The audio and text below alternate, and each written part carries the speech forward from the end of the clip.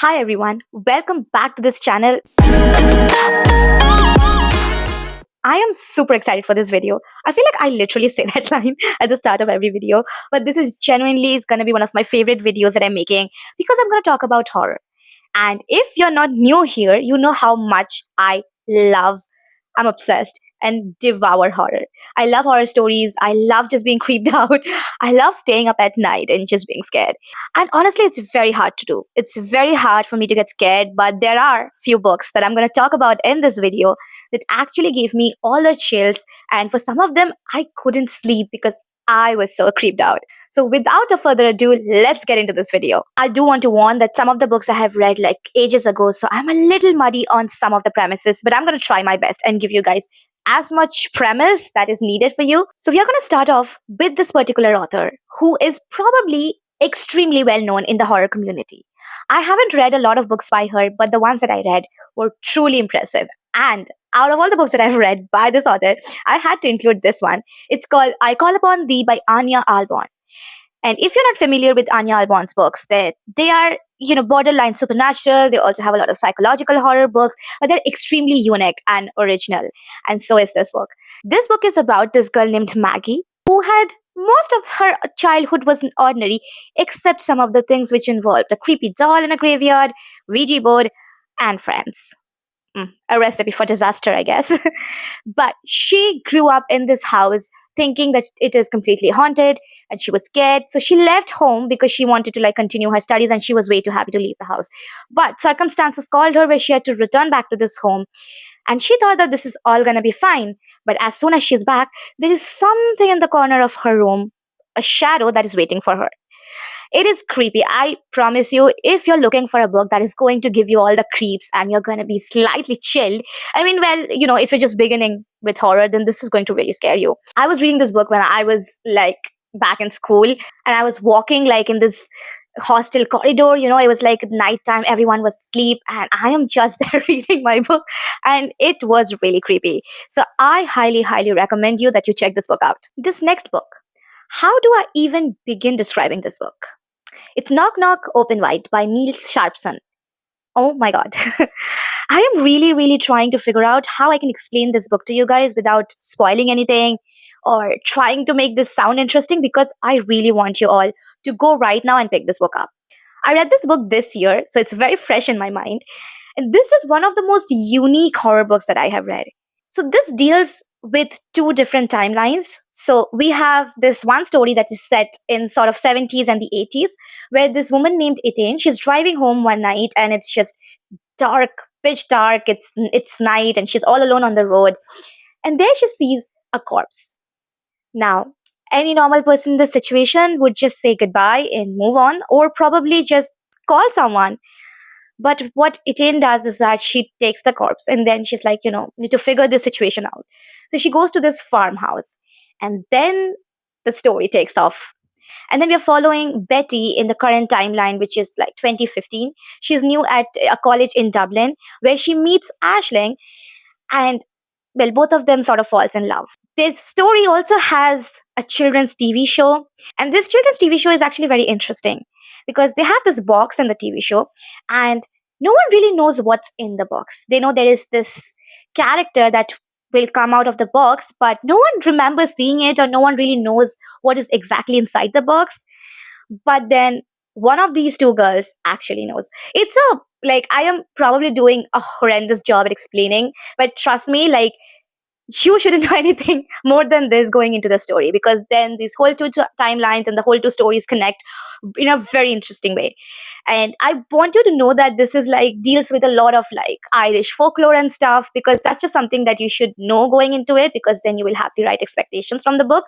This is one of those horror stories where the subplot is a romance between these two women, and I thought this book was just a perfect mixture of horror and romance, and it just fit. So all I'm going to say is that you have to read this book if you want to read something that's very unique, very original, but horror in the truest sense. You have to read this book. Next up, we have We Used to Live Here by Marcus Cleaver. Again, if you have not seen my videos before or if you're new here, You don't know how much I love this book. I have this whole detailed review with my spoiler thoughts, which I will link in the description box if you're just interested in watching that. This book is about this queer couple, Charlie and Eve, and they have recently purchased an old house. So one day, Charlie is away, she's working, and Eve is in the house, she's just unpacking things when someone rings the bell. She opens the door and finds this family. So we have the father, the mother, the two sons, and a little daughter. And this man, this father says that I used to live in this house and I've grown up in this house. So, if you don't mind, can we just come inside? I just wanted to show my family this house and where I have lived. And Eve is a little hesitant. She's like, hmm, this is weird. So she tells the man, like, I don't think this is the right time, but he's insistent. And even though she's like, I should probably tell them that this is not going to happen and they should leave, she's like, okay, it's fine. It's just going to probably take 10-15 minutes. And then she lets this family come inside. And then slowly weird things starts happening. And I cannot even tell you what all things happen in the book because it's crazy. It's crazy what happens and it just escalates. And this is a trip. If you want to read a book that is a journey, that is just going to give you a headache in the best way possible, that is going to make you question everything, that's just going to leave you, wanting so much more. And you're like, oh my God, what did I just read? This is the book. This is what you should be reading. This is actually went really like viral and crazy on the internet. Everyone's picking up this book. But if you are one of the people who have not, trust me, this is worth all the hype. You have to read this book. And I just want to say it again, and I think I've been saying that in all my videos at this point, but I am super excited for Marcus Cleaver to come out with his next book, which is called The Caretaker. I am so pumped to read that one. I am super, super excited. Yeah, just putting that out there. But go and read this book. It's extremely creepy. And just saying again that if you want to be really creeped out by these horror books, by all the books that I'm talking about, you have to read them at night because that just adds to the whole experience. But this one's here really creepy. Again, very unique, very original, and a journey, the best journey that you can have reading a horror book. Now let's talk about Gone to See the Riverman by Christopher Triana. This is one of my favorite books, like not just in horror, but in general. I love this book so very much. So a little story time. I read this book when I was living by myself. My parents were away, and I think I was just living alone for like not a long time, like probably like a week. And I was not well. I was actually very physically ill. It was heavily raining outside, I remember, and I was ill, and I just wanted to take my mind off of my health. I wanted to read something that's just gonna completely like take my mind off of everything that's happening. And what better way than reading a creepy horror book? And so I started reading this one, and I can't even tell you, I was so genuinely creeped out. And I was up for most of the night. Even the slightest of the sound, like rain outside, I was just constantly waking up in the night. That's just how creepy this book was. So you have to go and pick this one up. So this is kind of a cosmic horror book, but more than anything, this book is going to give you a lot of anxiety. This is about this woman whose name I'm just completely blanking on. I'm really sorry. But she is sort of obsessed and in love with this serial killer. But he's in prison right now. This girl and the serial killer, they communicate through letters. And this serial killer tells her that if you want to prove your love for me, you have to do a very simple task. You have to go to this cabin, retrieve something, and then you have to deliver that to the riverman. And this girl is like, sounds simple enough. Sure, I can do it. The only issue is that she has a sister. And the sister, she just needs a lot of support. She cannot really walk properly. So she can't leave her behind. And so both of them sort of sets off to journey to this cabin to retrieve this thing that she has no idea of. But you're constantly anxious. And this is written in such a way that you are only able to like see or hear or just feel things that this girl is feeling. So when she's walking through these woods, this very unfamiliar, unknown place, and you're also very like scared and you're uncertain about what's going to happen, if something's going to jump at her or if something's going to go horribly wrong. And this is very, very interesting. And we also see the past and we also see some of the flashbacks from this girl's life. So that was really interesting. There are some revelations along the way which were very shocking. And it was just very, very creepy and very, very interesting. I will say though that I gave this book 4.5 star, and all the books that on the list are not necessarily 5 stars. I've given them around 4.5 stars. this could have been easily a 5 star. The only thing is that I felt that the ending was a little underwhelming, but the journey was a 5 on 5. So if you just want to be like truly on the edge of your seat, and if you want to be scared, then again, you have to read this book. The next book is The Patient by Jasper Dewitt. It's a very short book, but it leaves a very long lasting impact. So, this is about a guy, and he's a psychiatrist, and he's talking directly to the reader. So, he's talking directly to us. And he's talking about his experience where he started in this facility, and this has the most dangerous patient, and no one has been able to treat him. And this patient was admitted in this ward when he was 6 years old. So, no one has been able to treat him, and anyone who actually goes near him or who tries to like help him, they go crazy and they end up killing themselves. So this psychiatrist is like, you know what, I am new here, I'm going to show everyone that nothing is unachievable, I am going to cure this patient, and I'm just going to show everyone that I'm really good at my job. So you are reading his journey from like, trying to know this patient, like by reading his files, to actually preparing to go and talk to this patient. Then you see the interaction, and oh my god, this was so creepy. I cannot even tell you. See, I love books when they're directly talking to the readers. I feel like it's just, you almost feel like this a friend of yours is telling you this really creepy story, and I love that. I love when books are written that way. And this book is also written in a way that this is like a true story that happened. It is actually not. It's completely fiction, but it's just written that way. I think it was initially a part of creepypasta story in Reddit, but then it got turned into this book. It just feels very real, and I really liked it. I think again, this is just like Gone to See the Riverman. That was also a novella, and these are the books that you have to pick up if you haven't read it. Like, these are really good horror books. So if you haven't picked this one up, you have to go right now and check this out. It's creepy. Read at night if you want to be scared. Now let's talk about one of the most famous horror books. I am trying to include more underrated horror books, or trying to talk about horror books that you might not know, but I cannot leave out this book because this one is one of my favorite horror books, if not my most favorite horror books. Okay, so this is The Haunting of Hill House by Shirley Jackson, and I am sure I don't have to give any premise of this book, but in case you don't know what this is about, it is about these four people who come to this supposedly haunted house named Hill House, and they've come to just understand, what is this haunting. And we have this a scholar, and he is also trying to figure out if it's actually haunted or if there's some kind of, like a scientific explanation for this. And this is one of the horror books that, it's so psychological. I love it. I devour horror books that are psychological.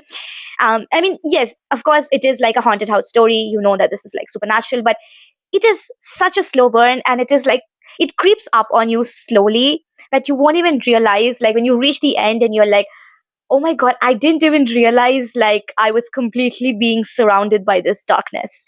Okay, I'm being a little dramatic, but it was really, really creepy. It was very psychological. It was just twisty. And I don't know what else to tell you. Like, if you haven't checked this out, there is a reason why Shirley Jackson is the queen of horror. And this is the reason. So please go read this book if you haven't. And honestly, bonus, just read all the books by her. We Have Always Lived in This Castle. I love that book as well. And her short stories, those are really great as well. Just everything she writes, it's absolute perfection. So is this book. Go read it right now. Okay, so we are sort of entering the territory of the books that you probably have heard of, but I have to include them. This is my list. I want to talk about the books that I really liked in terms of horror. So Bird Box by Josh Malerman is one of them. I love this book. Okay, obviously all the books that I've put on this list, I love them. So Bird Box is actually extremely creepy because this is probably the only book on this list where I was reading it in broad daylight and I was really scared. So this is a post-apocalyptic book where there is something happening, there's something outside in the world that is just, if you see it, you go crazy. You either end up killing yourself or you end up killing other people around you.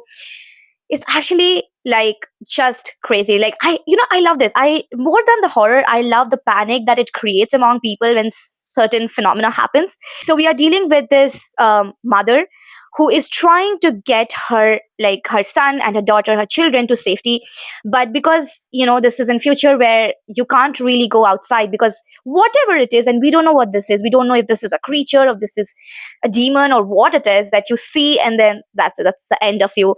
So, if she has to go out, she has to blindfold herself because she cannot see this thing. And so she's trying to cross this river and get to safety. Again, I've read this so long ago that some of the plot or some of the just important parts of this book that I'm blanking on. So just stick with me here. So again, this is one of those books that gave me so much anxiety because she literally blindfolds herself, her kids, and she sets off on a boat trying to cross this river.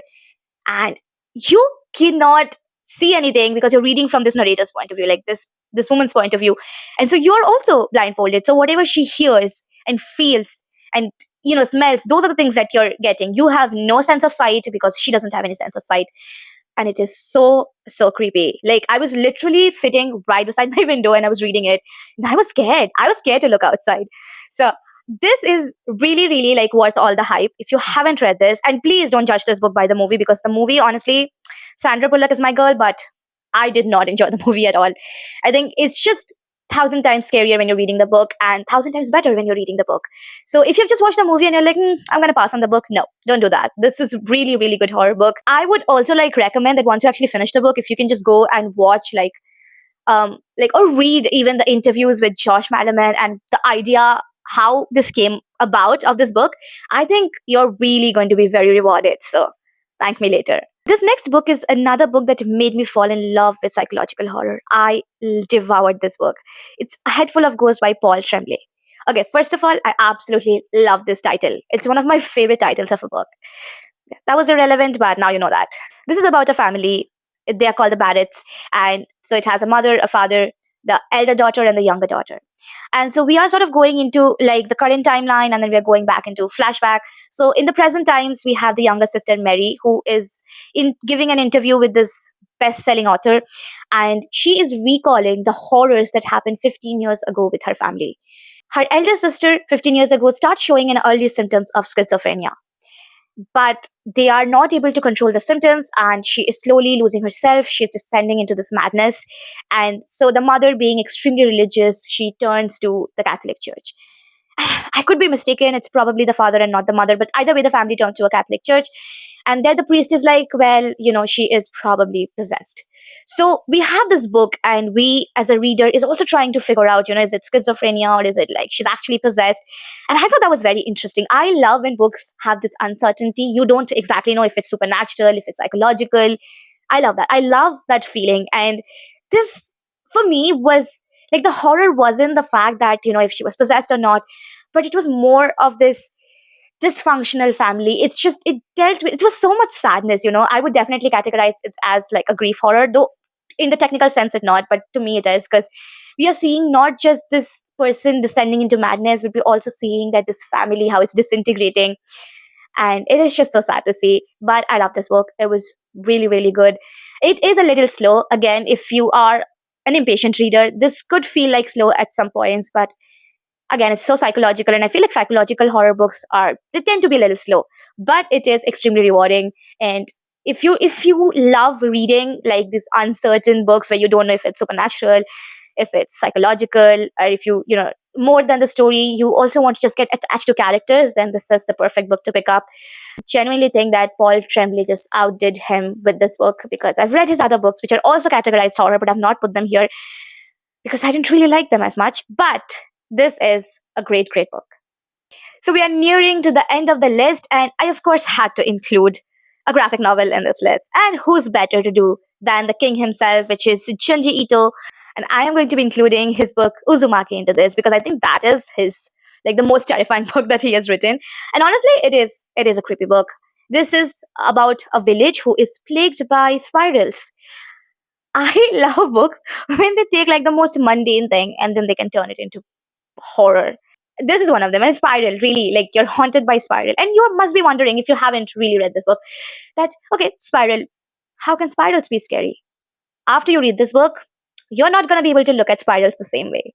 And I am going to promise you that. But this is extremely creepy, and I love the artworks. So good. I finished it like within hours. It was just, it's a graphic novel. You're going to fly through it. It's really, really interesting. It has like small snippets, but they all connect together in like the best way possible. Absolutely love it. So again, go pick this up if you haven't already. So those were my favorite horror books that I have read. There are a couple of few that I have not included in their list, but I have put those names down in the description box if you just want to like give them a read. There's also a lot of other like horror books that almost like borderline as like thriller. So I didn't want to include them in the list. I might make another list if you guys are interested. But I hope you enjoyed this video. If you did, please don't forget to subscribe. And please press the bell because that is going to notify you every time I upload a video. Give it a thumbs up if you did. Comment down below with what's your favorite books because I always love knowing more horror books that I haven't read. I'll see you soon in my next video. So bye.